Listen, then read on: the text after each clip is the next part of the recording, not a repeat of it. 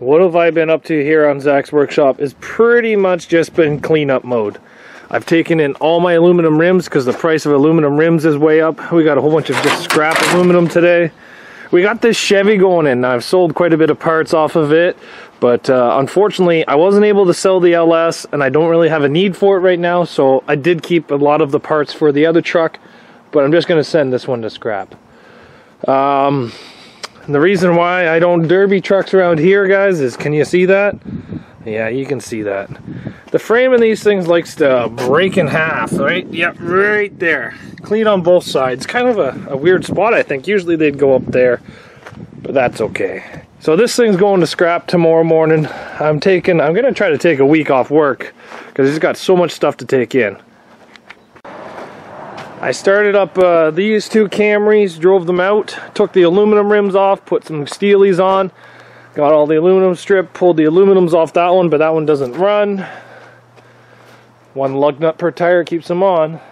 We went and bought this F250 today. I don't know a whole lot about it. I did get it at a little bit of an expensive price, but it was worth it, you know what I mean?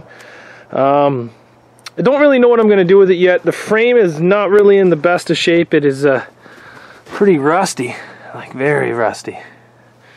The box is pretty much rotted off of it.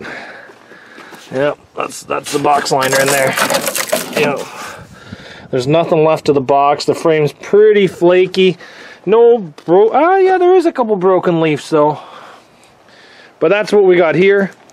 We got this thing outside. Sorry, we got this one pulled out.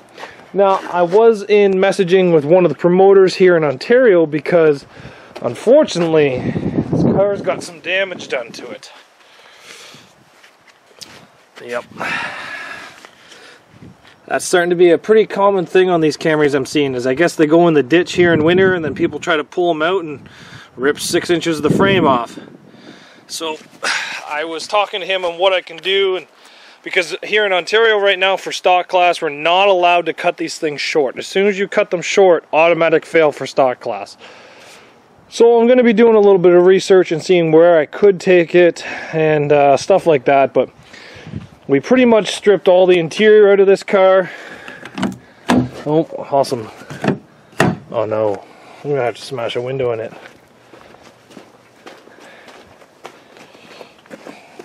Yay! So we stripped all the interior out of this and threw it in that Chevy to go in. A little bit more. I did buy something that's pretty interesting, but that's going to wait for a second. We got the Tacoma out of the garage. Now, I did break one plug on the transmission, and it's the transmission side, so I am probably going to send this thing in to get the transmission work done to it.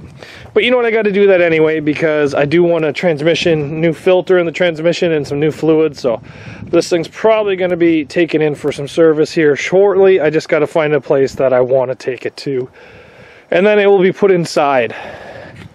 But the Camry selection is getting kind of thin right now, and with scrap prices the way it is, it's kind of getting pretty hard to find them. Like, they're selling for like $800 without motors on the internet right now, so it's kind of getting crazy. I did buy this though. This is a bit different. Again, I messaged a couple promoters, and I guess with the 2022 rules, I can now run four-wheel drive disabled vehicles. So this is a 2008 Subaru Forester. It looks like it's in really bad shape, but this thing is actually in fantastic shape. It's got, I think, like 130,000 kilometers on it. And buddy was moving out west, said he couldn't afford to live here in Ontario anymore, so he couldn't find the ownership. So unfortunately, I can't sell it to go on the road because it did not come with a title of ownership. So that means part out and maybe derby. So this is going to be a little interesting. I've seen a couple of guys do Subarus in the US, but I personally have never seen a Subaru here in Ontario. I think I've seen one Impreza, but it was still all-wheel drive and they DQ'd it. But we'll have to see what comes up of this year. It's probably just going to be stock class, but now our stock class allows for chrome bumpers. So it might be interesting to see how this thing goes. We'll have to see if I part it out enough to keep it running or not.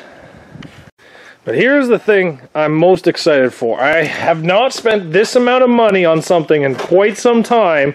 This is more than I have invested in the vehicle I drive every day. This is more than I have in the last 3 vehicles I've driven for every day. The Lexus, the Camry, and now the Tacoma, all 3 of those combined still doesn't cost as much as this. I bought a mini front end loader. It looks like a piece of garbage, but don't be fooled. It's a piece of garbage. So the story is, Buddy had this on Kijiji. It's our Canadian Craigslist. And I went and looked at it. How he described it over the phone is absolutely nothing like how it is. He described that this thing was perfect, working order, just the paint was bad. When I got there, it wouldn't start. He had to hook a battery booster up to it. He started it with a screwdriver. He just jumped a screwdriver on the starter and then turned it off by manually killing the injection pump. There was no throttle cable. There was no nothing. It was like this guy was out to lunch. So I ended up talking him down. I did buy it. So right now we're missing a lot of the hydraulics, so I'm not going to start it. So we have glow plugs now. Start. We're going to hook up a couple of these things here for lights that I've started to install. But I've got a cylinder sent out to be rebuilt. And all my hydraulic valves are being sent out and being rebuilt. I put 4 liters, maybe a little more than 4 liters of oil in the gearbox because it was pretty much bone dry. And one of the other things we're going to be doing is building a new, basically, attachment here. I'd like to make it so this is a skid steer attachment so it can take other skid steer pieces. But honestly, this is terrifying. Like guys, he's just got bolts drilled in there and all these holes are just cut with torches. So I don't even really want to look at that right now, to be honest. The more I look at it, the more I'm kind of disappointed with my purchase. But hopefully this thing will do everything I want it to do here at the house. Move cars, drag cars, lift cars. It weighs about 7,500 pounds. It was kind of heavy towing it home. I ended up borrowing a buddy's trailer. But it apparently can lift 4,000 pounds. So, you know what? I'm kind of really excited for it. I've already been replacing a lot of the pins. So this pin here has been replaced. I put grease nipples into it because all of the grease nipples were so ungreased that so unused they wouldn't take grease. This is the old pin he had in there. You can tell by the wicked bow in it. And it's actually a 1-inch solid, and that's 1.25 inches. So he didn't even have the right size pins in it. This pin here was the pin for up here, but it was too short, so it wasn't even like grabbing any of the grub screws. So I'm gonna fix this thing up. I want to get some remotes down here.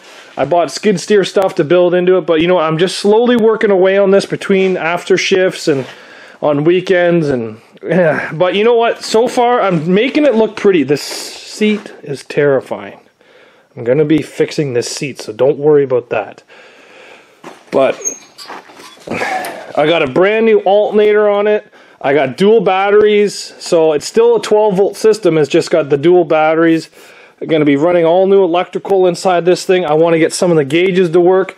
I did have to take apart one of my Camry shifters and use the bracket for the Camry to get this thing in there. But you know what? I think it's well worth it because once this thing's going, I actually have like 9 shifters, I think, now. Whenever I see one for sale that's used, I buy it. And I think I have like 3 gray areas, 2 Jeffies, maybe 3 Jeffies, and 3 Archambalds. So actually, I have 1 R&R too. So I just kind of buy them whenever I see them, but I'm going to have to buy more now. But you know what? Hopefully this thing does everything I want it to do.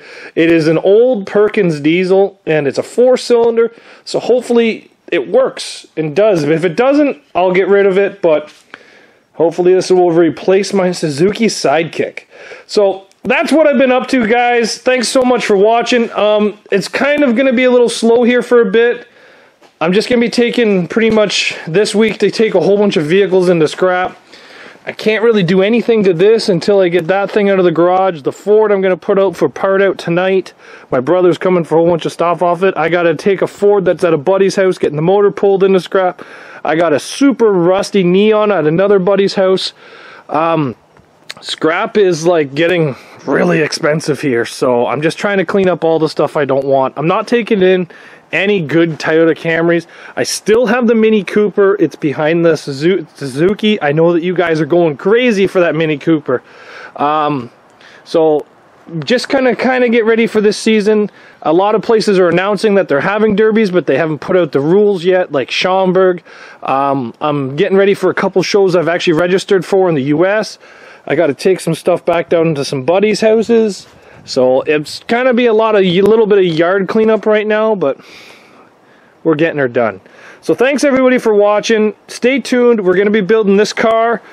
Try to leave some comments on where you think I'm going to build this car to, but it's definitely not going there with this V6, because you guys know that me and V6s are not the best of friends. Even though this is a good running V6, it's not going to stay in here. We're going to rip this out. We're going to put a 4-cylinder in. I just have to figure out which 4-cylinder I kind of want to put in this, to be honest. But thanks everybody for watching, and we'll see you guys back here on Zach's Workshop tomorrow. Maybe not tomorrow. Maybe it might be a little bit until there's another video. So thanks for watching, guys. Talk to you guys later.